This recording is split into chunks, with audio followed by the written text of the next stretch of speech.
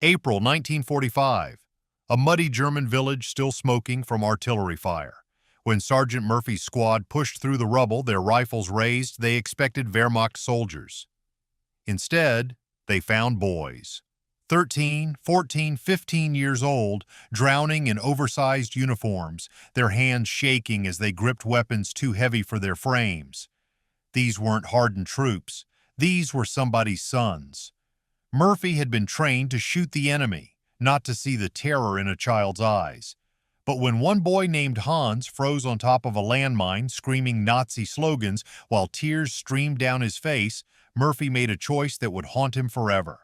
He crawled forward under potential sniper fire and talked the boy off the trigger.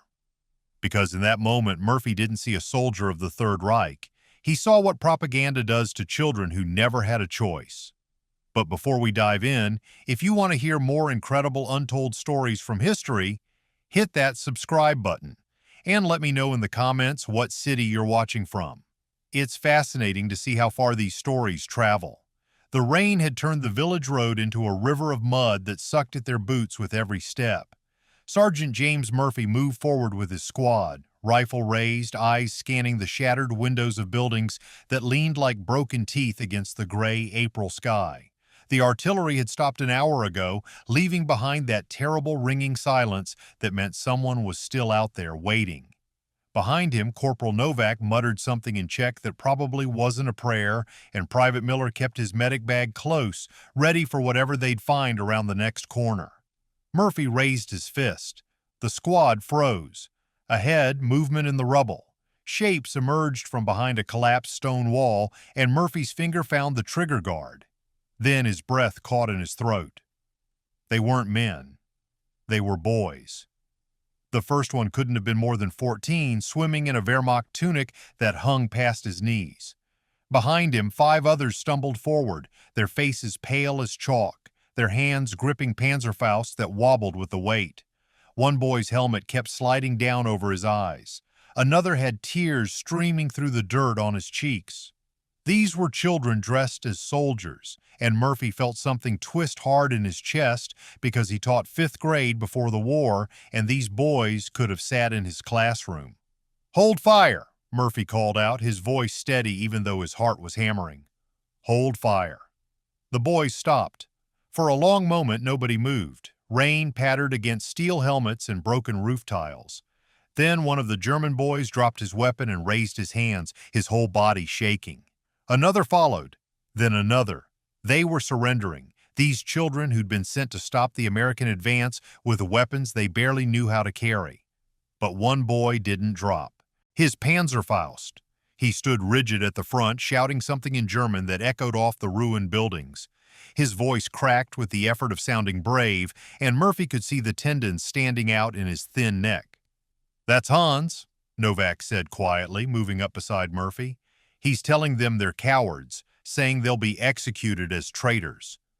Hans screamed another slogan, his face twisted with something that looked more like panic than conviction. Then he turned and ran. It happened so fast that Murphy almost missed it. Hans's boot came down on something metal hidden in the mud. The click was soft but unmistakable, and Hans froze mid-stride, his eyes going wide with the sudden, terrible understanding of what he'd just done. A mine. He was standing on a mine, and if he lifted his foot, the release of pressure would trigger the detonator. The other boys scattered, diving for cover. Murphy's squad dropped back, putting walls between themselves and the blast radius. But Hans just stood there, one foot pinning down his own death, his whole body starting to shake. He was 15 years old, and he was going to die in the next few seconds unless someone did something impossible. "Leave him," Novak hissed. "Murphy, it's a trap. There could be snipers, there could be—" But Murphy was already moving forward, lowering his rifle, raising his hands. He called out in the few German words he knew, the ones that meant safety, that meant no harm. Hans's head snapped toward him, eyes wild, and the boy started screaming again. But this time the Nazi slogans were breaking apart, dissolving into something raw and desperate. Murphy kept walking, slow and steady, the way he used to approach frightened students who'd gotten in fights on the playground. He could feel crosshairs on his back, real or imagined. Every step took him closer to the blast radius. If that mine went off, they'd both die. But Murphy kept thinking about his daughter Emily, 6 years old, who still believed her daddy was coming home to teach her how to ride a bike. He kept thinking about how someone else's little girl was probably waiting for this boy, too. He reached Hans and knelt in the mud beside him. The boy was hyperventilating now, his lips turning blue, his leg trembling with the effort of staying perfectly still. Murphy put one hand on his shoulder and felt how thin he was, how light, like he hadn't eaten properly in months. "Look at me," Murphy said quietly. "Hey, look at me." Hans's eyes found his, and Murphy saw the terror there, saw past the uniform and the propaganda to the child underneath who didn't want to die, who'd never wanted any of this. Murphy pulled out his pocket watch, the one his wife Sarah had given him, and showed it to Hans. Inside the cover was a photograph of Emily, gap-toothed and grinning. "That's my daughter," Murphy said, not sure if Hans understood English, but knowing tone mattered more than words. "She's waiting for me, and someone's waiting for you too, isn't she?" Something broke in Hans's face. He nodded once, jerky and desperate. "Okay," Murphy said. "We're going to step off together. On 3, you understand? Together." He wrapped his arm around the boy's shoulders and counted. 1, 2, 3. They stepped off the mine together, and Murphy pulled Hans to the ground, covering him with his own body, waiting for the explosion that would tear them both apart. But there was only silence. The mine was a dud, old and rain-damaged, its mechanism too corroded to fire. They'd both been standing on a grave that had forgotten how to open.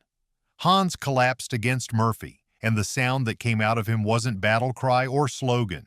It was sobbing, raw and childlike, the kind of crying that couldn't be stopped or controlled. He pressed his face against Murphy's shoulder and wept, and Murphy held him there in the mud while his squad stared and distant artillery started up again on the horizon. When Hans finally pulled back, his face was streaked with tears and dirt, and he whispered in broken English, "I don't want to die." "I know," Murphy said. "I know you don't." But the artillery was getting closer, and Novak was already on the radio calling for orders. When he lowered the handset, his face was grim. "Command says no prisoners, no delays. We leave them or we put them down, but we don't take them with us." Murphy looked at Hans, still shaking, then at the other boys huddled nearby. They needed medical attention. They needed food. If they were left here, the SS would find them and execute them for desertion. Murphy's watch ticked in his pocket, steady as a heartbeat, and he thought about Emily asking him someday what he did in the war. "We're taking them with us," Murphy said. Novak's voice cut through the moment like a knife. "You just gambled all our lives for Hitler Youth." The weight of the decision settled over Murphy's shoulders, heavy as wet wool, and he knew Novak was right. This wasn't over.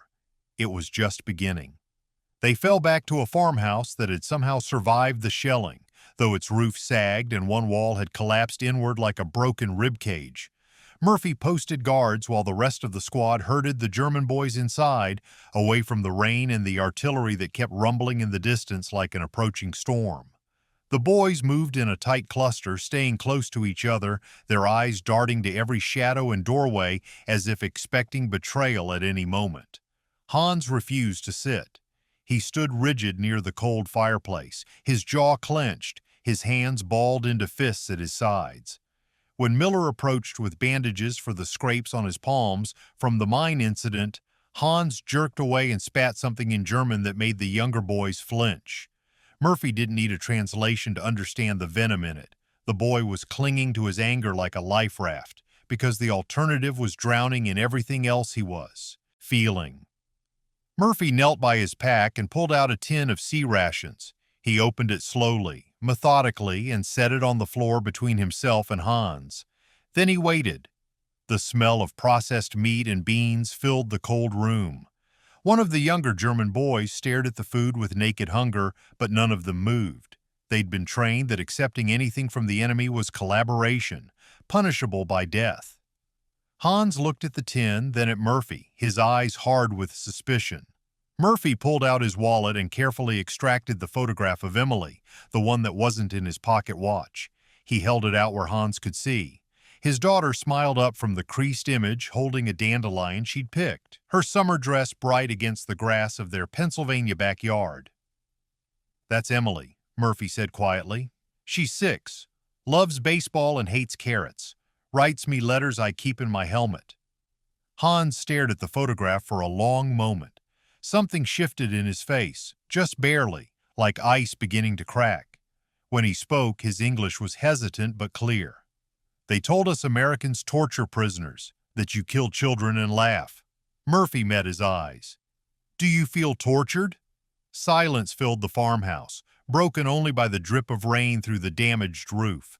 Hans's shoulders sagged just slightly, and Murphy saw how exhausted he was, how the propaganda was a weight he'd been carrying for so long he'd forgotten what it felt like to set it down.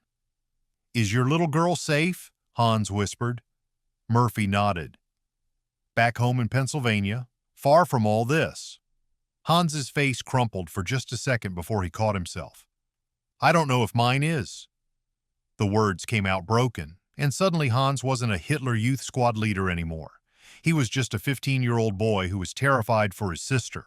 Murphy felt something unlock in his chest, the same instinct that used to guide him when a student finally trusted him enough to share what was really wrong. He pushed the sea rations closer to Hans. "Then eat," Murphy said, "so you can live long enough to find out." Hans sank down slowly and took the tin with shaking hands. As soon as he started eating, the other boys moved in, and Miller distributed more rations without a word. They ate like they were starving, which Murphy realized they probably were. The Reich's supply lines had been collapsing for months. Private Miller was checking each boy methodically, professional and gentle the way he always was.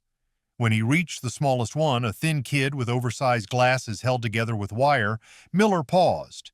He touched the boy's forehead, checked his pulse, looked at his eyes. Then Miller's face went tight with concern. "Murphy," Miller called softly, "we've got a problem." The small boy's name was Klaus, and he was 13 years old and going into diabetic ketoacidosis. Miller explained it in quiet, urgent tones. Without insulin, Klaus would slip into a coma within hours. With treatment, he'd be fine. But they didn't have insulin. Field medics carried morphine and bandages, not specialized medications for chronic conditions. Murphy watched Klaus sitting against the wall, his breathing rapid and shallow, his skin flushed.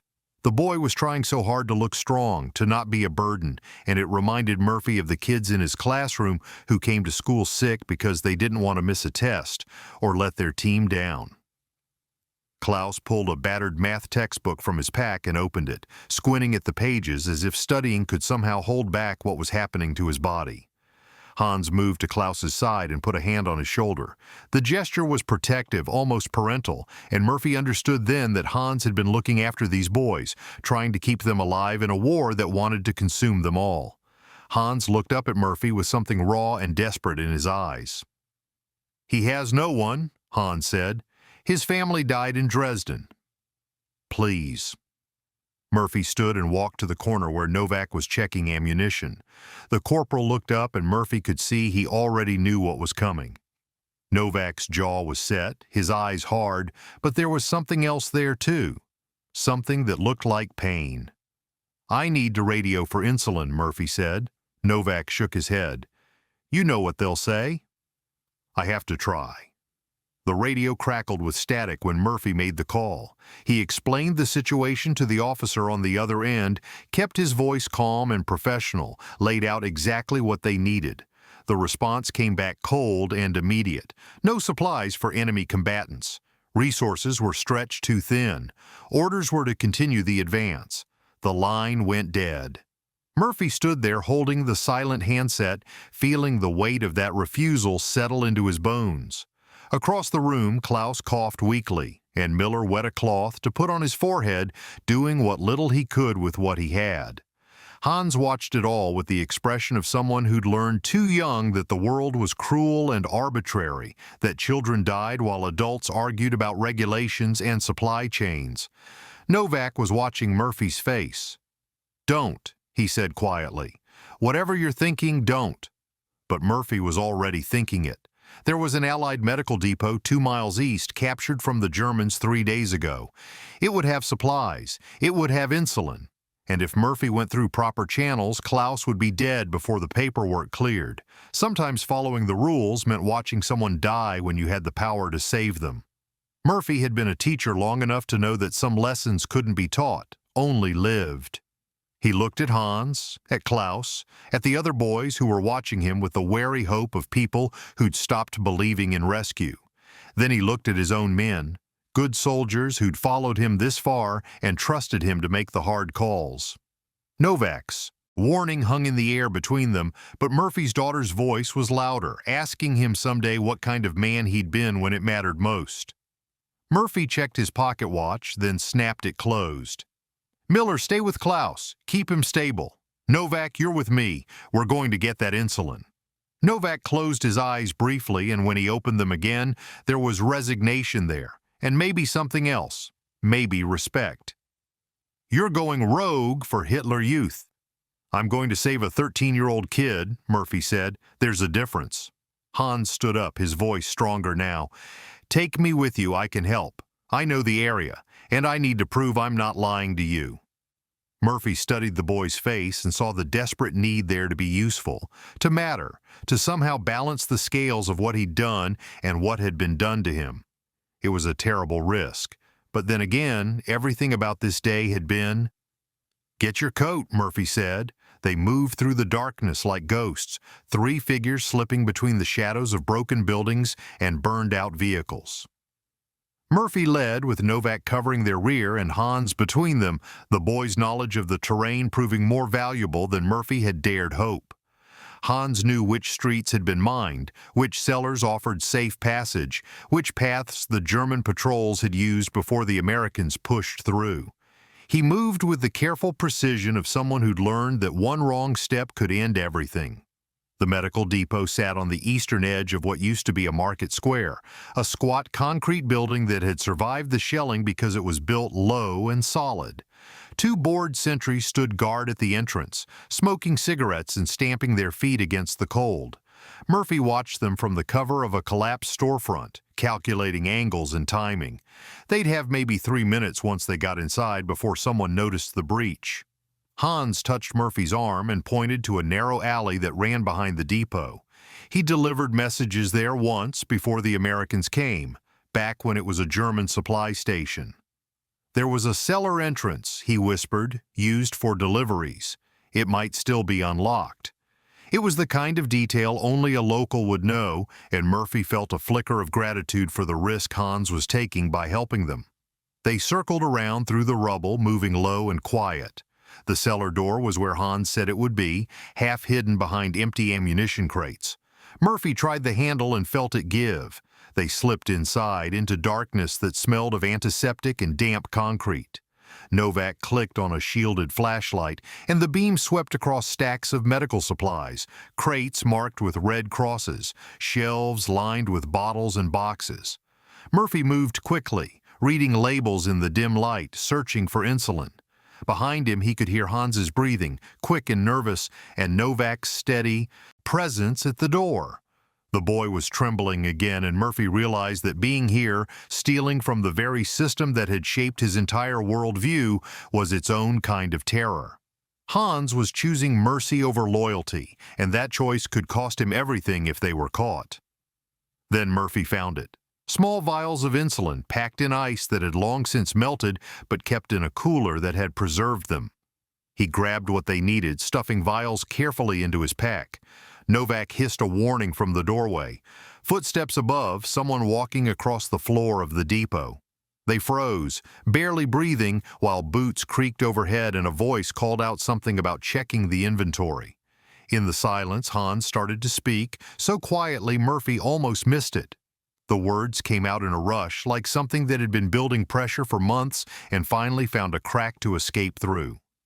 Hans told them about his father, a factory worker who believed in the Reich until he was sent to Stalingrad and never came back. About his mother, who wrote letters questioning the war, asking why children were going hungry while officers ate well, and how one day the Gestapo came and she vanished into the night. About his little sister Greta, 9 years old, who loved to draw and sing folk songs off-key. Hans joined the Hitler Youth because an SS officer told him it was the only way to protect Greta. If he served with honor, if he proved his loyalty, his sister would be safe. They'd give her food, shelter, a place in the new Germany they were building, but the promises were lies. Greta was sent away to an aunt in Stuttgart, and Hans hadn't heard from her in 8 months. He didn't know if she was alive or dead, safe or suffering. All he had was a crumpled drawing she'd made of him, which he carried folded in his pocket like a talisman against despair. The worst part, Hans whispered, was that he'd believed it all. He'd recruited younger boys, told them the same lies he'd been told, sent them out to fight with weapons they couldn't carry, and promises that meant nothing. He'd watched them die believing they were heroes, and when he finally couldn't pull the trigger anymore, when he froze during a skirmish and let an American soldier live instead of shooting him in the back, he knew the truth. He wasn't a soldier. He was just a 15-year-old boy who'd been weaponized by people who saw children as ammunition to be spent. Murphy listened to it all, this confession in the dark, and understood that Hans wasn't just helping them steal insulin. He was choosing a different story than the one he'd been given. He was deciding that saving Klaus mattered more than ideology, that mercy was braver than the hollow glory he'd been promised. It was the kind of courage Murphy had spent his teaching career trying to nurture in young people, the strength to question what you've been told and choose kindness even when it costs you everything. The footsteps above moved away. Murphy touched Hans's shoulder, a gesture of acknowledgement, of respect. Then they moved back toward the cellar door, supplies secured, mission almost complete. But as they stepped out into the night air, Hans stopped suddenly and pointed to the sky. The clouds had cleared enough to show stars, bright and cold and indifferent to the war below them. Hans stared up at them like he was seeing them for the first time. Murphy shared his own truth then, standing in that ruined alley with a German boy and a Czech refugee who'd lost his family to the camps. He told them about Emily, about how he'd become a soldier not because he wanted to kill, but because he wanted to protect her future. About how he was terrified every single day that he'd die before he could see her grow up, before he could teach her to ride a bike and help with her homework and walk her down the aisle someday. About how the weight of that fear made him question everything, made him wonder if survival was just luck or if there was still some kind of goodness in the universe worth believing in. Novak spoke then, his voice rough with emotion he rarely showed. He told them about David, his 14-year-old cousin, who believed the Nazi lies about resettlement camps. David thought he was going somewhere safe when they loaded him onto the train. He waved goodbye like he was going on an adventure.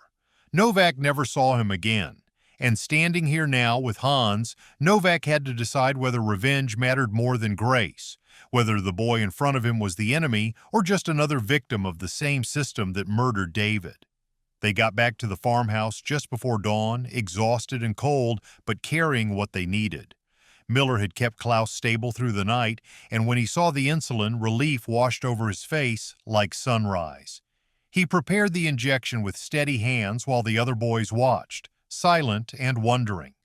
The needle went into Klaus's arm, and within minutes the change was visible.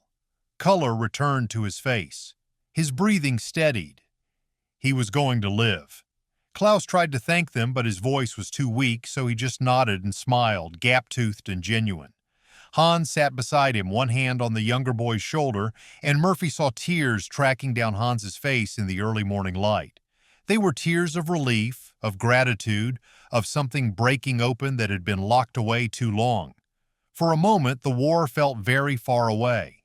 For a moment, they were just people who'd chosen to save a life instead of following orders.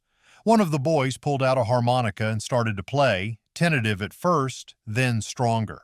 It was a folk song, something about home and harvest, and it had no politics in it, no ideology. It was just music. The Americans listened, the Germans played, and in that cold farmhouse with its sagging roof and broken walls, something impossible happened. They were human beings together, nothing more, and nothing less. Murphy let himself believe just for that hour that mercy could win. Dawn broke gray and cold, and with it came the sound Murphy had learned to dread most. Not gunfire or bombs, but the distant whistle of incoming artillery, that rising shriek that meant someone miles away had called in coordinates and sent death flying through the air at hundreds of feet per second.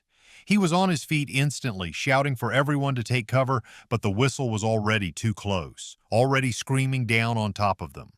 The first shell hit 50 yards away, and the concussion wave blew out what remained of the farmhouse windows. The second hit closer. Murphy grabbed the nearest boy and pulled him toward the cellar entrance, but the third shell struck the building directly, and suddenly the world was nothing but noise and dust and the terrible sensation of the floor disappearing beneath him. He fell through collapsing timber and plaster, hit something hard that drove the air from his lungs, and then everything went dark. When his vision cleared, he was lying on his side in what had been the cellar, covered in debris, his ears ringing so loudly he couldn't hear his own breathing. Above him, the farmhouse had collapsed inward, burying everything under tons of broken stone and shattered wood. Dust hung in the air like fog, making it hard to see, harder to breathe. Murphy tried to move, and pain exploded through his chest. Broken ribs, at least 2, maybe 3. Every breath felt like knives. He could taste blood in his mouth. Through the dust and darkness, he could make out shapes. Novak was pinned under a fallen beam 10 feet away, conscious but trapped. And closer, almost within reach, Hans lay curled on his side with 2 of the younger boys huddled against him. They were alive. They'd survived the initial collapse, but they wouldn't survive long buried here. The air was already thick and hard to breathe. Murphy could feel the weight of the rubble pressing down, could hear the ominous creak of timber that might give way at any moment and crush them all. He tried to call out, but his voice came as barely more than a whisper. His ribs screamed with every attempt to speak. Hans stirred and looked at Murphy with eyes that held a terror beyond anything they'd seen in combat. This was the nightmare every soldier carried, the fear of being buried alive, of dying slowly in the dark while the world went on above without knowing you were there. Hans started to hyperventilate, his chest heaving, his hands scrabbling at the debris around him. One of the younger boys was crying, a thin, keening sound that cut through the ringing in Murphy's ears. Then Hans started to break. The words poured out of him in a torrent of German and broken English, a confession that couldn't be stopped or controlled. He'd wanted to believe it all, he sobbed. Wanted the Reich to be glorious and right and worth dying for. Wanted his sacrifice to mean something, to protect Greta, to honor his father's memory. But it was all lies. Every word they'd taught him, every promise they'd made, every reason they'd given him to send younger boys to die. He'd helped recruit those boys. He'd told them they were heroes. And now 2 of them were dead in the rubble above, killed by their own side's artillery, and what did any of it matter? What had any of it ever mattered? Hans pressed his hands to his face, and his voice broke completely. He was a monster, he said. He'd fed children into the machine. He'd believed the propaganda even when his mother tried to show him the truth, even when the evidence of the lies was all around him. He'd chosen the uniform over his family, and now his mother was gone and Greta was lost, and he was going to die here, having accomplished nothing but helping prolong a war that should have ended months ago. The words echoed in the small space, raw and devastating, and Murphy felt the weight of them as surely as he felt the rubble on his chest. This was what the war did to children. It took their innocence and their trust and twisted those things into weapons, then blamed them for the damage when the weapons finally broke. Novak's voice came from the darkness, rough with pain but surprisingly gentle. He told Hans about David again, but this time with more detail. David, who collected stamps and wanted to be a doctor. David, who trusted the teachers who told him the camps were just temporary housing, who got on the train believing he'd see his family again soon. David, who was 14 years old and died because adults lied to him and he didn't have the tools yet to recognize those lies. Novak said the words Murphy needed him to say, the words that came from a place of hard-won grace. The monsters weren't the children who believed the lies. The monsters were the ones who built the system, who knew the truth and chose cruelty anyway, who saw young people as resources to be exploited and discarded. Hans was just a kid who'd been manipulated and used and was now finally, painfully seeing clearly. Murphy found his voice, pushed through the pain in his chest to speak. He told Hans about a student he'd had back in Pennsylvania, a boy who'd been expelled from another school for fighting. Everyone said the kid was trouble, violent, irredeemable, but Murphy had taken time to learn his story. The boy's father was beating him, and he'd learned to fight first because it was the only way to survive at home. Once someone helped him, once he was safe, he became one of the gentlest kids Murphy ever taught. People aren't born monsters. They're made that way by systems and circumstances and adults who fail them. Murphy looked at Hans through the dust and darkness and saw not a Hitler Youth, not an enemy, but a 15-year-old boy who'd been betrayed by every adult who was supposed to protect him. And Murphy made a choice, the same choice he'd made on that muddy road, the same choice he'd made at the medical depot. He was going to save this kid or die trying. There was a broken beam wedged against the rubble above them, and if Murphy could use it as a lever, he might be able to create an opening, a gap big enough for the boys to crawl through. It would require using his full body weight, pushing through pain that would probably crack his ribs completely, maybe puncture a lung. But it was the only chance they had.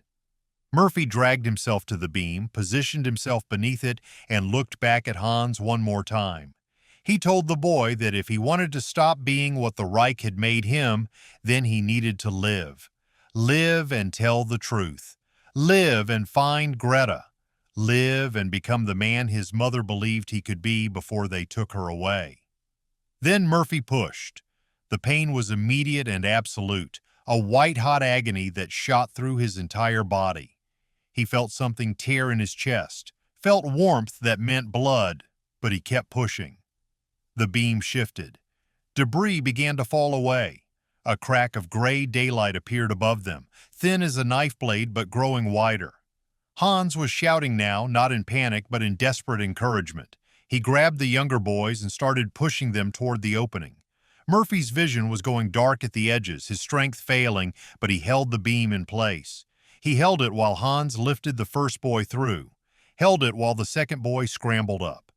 Held it while Hans hesitated, looking back at Murphy with an expression that held everything they'd been through together.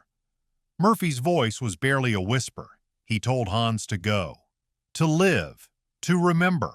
And Hans went, pulling himself up through the opening just as Murphy's grip failed and the beam slipped and everything came crashing down again. The last thing Murphy heard before consciousness left him was the sound of rescue, voices calling, hands digging through rubble. He didn't know if they were American voices or German, friend or enemy, but it didn't matter anymore. He'd made his choice. He'd saved them. And that would have to be enough. Murphy woke to whiteness and the smell of disinfectant. A field hospital, he realized slowly, his mind swimming through layers of morphine fog. Canvas ceiling above him, the murmur of nurses moving between cots, someone crying quietly in the distance. He tried to sit up and the pain in his chest stopped him cold. Bandages wrapped tight around his ribs, each breath a careful negotiation with agony. 3 broken ribs, the doctor told him later. One had punctured his lung. He'd been unconscious for 2 days. The question that mattered most came out as barely a whisper. The boys. What happened to the boys? The nurse didn't know. She brought him water and adjusted his pillows and told him to rest, that he was lucky to be alive, that the medics had pulled him from the rubble just minutes before the rest of the building collapsed completely. But she couldn't tell him about Hans or Klaus or any of the others. She didn't know their names or their stories or whether Murphy's choice to save them had been worth the price his body was now paying.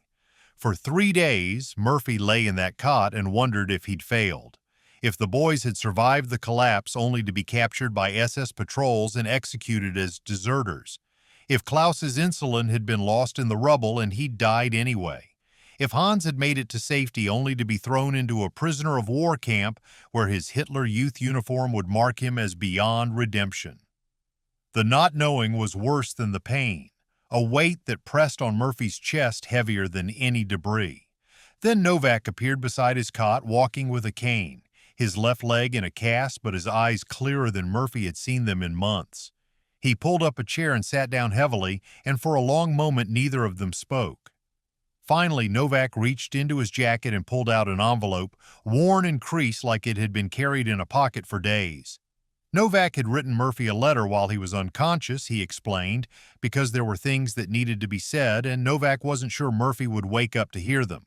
He'd wanted to hate Murphy for slowing them down, for risking their lives for enemy children, for choosing mercy when orders demanded efficiency. He'd spent the first day after the farmhouse convinced that Murphy's compassion had nearly gotten them all killed. But then Novak had watched the medics pull Hans from the rubble, had seen the boy refuse to leave until they found Murphy too, had watched Hans dig through debris with his bare hands, screaming for the Americans to help, to hurry, to save the man who'd saved him. And Novak realized that what Murphy had done wasn't naive or dangerous or foolish. It was the only thing that kept them human in a war designed to turn people into machines.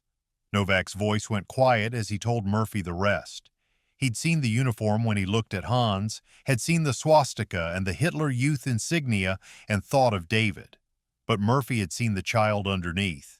Murphy had recognized something Novak had forgotten in his grief and anger, that the uniform didn't make the person, that children drafted into evil weren't evil themselves, that seeing past the surface to the frightened human beneath was the only way to break the cycle of hatred. Murphy had saved Novak's soul as much as the boys' lives, and Novak wanted him to know that. Wanted him to understand that mercy wasn't weakness. It was the hardest kind of strength, the kind that required seeing people clearly and choosing compassion anyway. The kind that reminded everyone watching that there were still things worth protecting beyond victory and survival. Then Novak told him the news Murphy had been desperate to hear. The boys were alive. Hans and Klaus and the two others who'd been in the cellar. Novak had pulled them from the rubble himself, had gotten them to safety, had personally escorted them to a displaced persons camp where they'd be processed as refugees rather than prisoners. They were safe. Murphy's choice had worked. The relief that washed through Murphy was physical, overwhelming, bringing tears he didn't try to hide. He'd saved them. Despite the artillery and the collapse in his own broken body, he'd saved those boys. And maybe that didn't change the war, didn't stop the killing, didn't fix the broken world they were all trapped in. But it meant something. It had to mean something. Days passed in the slow rhythm of healing. Murphy learned to breathe without gasping, to sit up without his vision going white. The doctor told him he'd be shipped home within a month, that his war was over, that he'd done his part.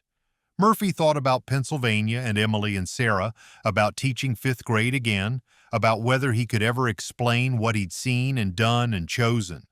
Then one afternoon, a commotion at the hospital entrance. Raised voices, someone arguing with the guards. Murphy recognized the voice before he saw the face. Hans appeared at the end of the ward, too thin and still haunted but alive, wearing civilian clothes that hung loose on his frame. The guards were trying to turn him away, but Hans was insistent, desperate, clutching something in his hands. Murphy called out, and the guards let Hans through. The boy approached slowly, almost shyly, as if uncertain of his welcome. He stopped beside Murphy's cot and held out what he'd been carrying. A letter, written in careful English on paper that looked like it had been salvaged from somewhere. Hans's hands trembled as he offered it. The letter was addressed to Greta, Hans explained. His sister still missing, still lost somewhere in the chaos of Germany's collapse. But Hans couldn't send it because he didn't know where she was, didn't know if she was alive. So he wanted Murphy to hear it instead, wanted someone to know what he needed to say. Hans read aloud in his accented English, and his voice broke multiple times, but he kept going. He told his sister about the lies he'd believed, about the boys he'd helped send to die, about the moment he stood on a mine and wanted to die because dying seemed easier than admitting he'd been wrong. He told her about the American sergeant who saw him as human when he'd stopped seeing himself that way, about learning that living with the truth was braver than dying for a lie, about how he was going to find her no matter how long it took and tell her everything. No more propaganda. No more fear, just the truth.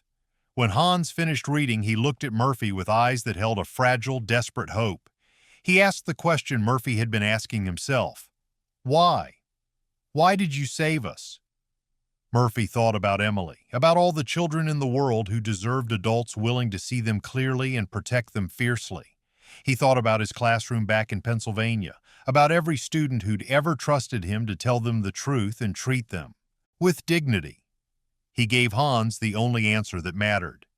Because someone else's child isn't someone else, Murphy said. Not when they need you. Hans nodded slowly, understanding settling over his young face. Then he did something Murphy didn't expect. He gave Murphy his home address, or what used to be his home address, before the war destroyed everything.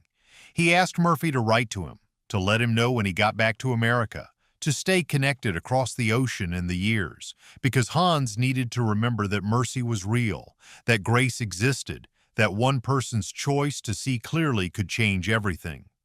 Murphy took the address and promised. When this was over, when they'd both survived whatever came next, they'd write. They'd tell each other about the lives they built from the ashes. They'd remember the day a teacher chose to save a student, even though that student wore the enemy's uniform. As Hans left the hospital, Murphy watched him walk toward an uncertain future with his shoulders a little straighter, his step a little steadier. And Murphy understood that this was what victory looked like. Not territory captured or enemies defeated, but a single life given back its humanity, one moment of mercy rippling forward into a future none of them could yet see. The epilogue came years later, delivered through a letter with German stamps. Hans found Greta in 1946, alive in a refugee center, thin and traumatized but alive. They rebuilt their lives slowly, carefully, telling each other the truth even when it hurt. Hans wrote to Murphy every year for 4 decades, letters full of gratitude and growth, updates on his sister's wedding and his own children and the life they built from the ruins. He never forgot the American teacher who saw past the uniform to the frightened boy beneath. Never forgot that one person's choice to offer mercy instead of judgment had given him back his future. Murphy kept every letter in a box in his study, and sometimes when his own children asked him what he did in the war, he'd pull them out and read them aloud. He'd tell them about the day he chose to save someone else's child and how that choice had cost him broken ribs and nearly his life, but had returned something infinitely more valuable. It had returned his faith that even in the darkest moments, even when the whole world was burning, one person could still choose grace. One moment of seeing clearly could still change everything. Some choices cost everything, Murphy would tell his children. Some choices returned the world.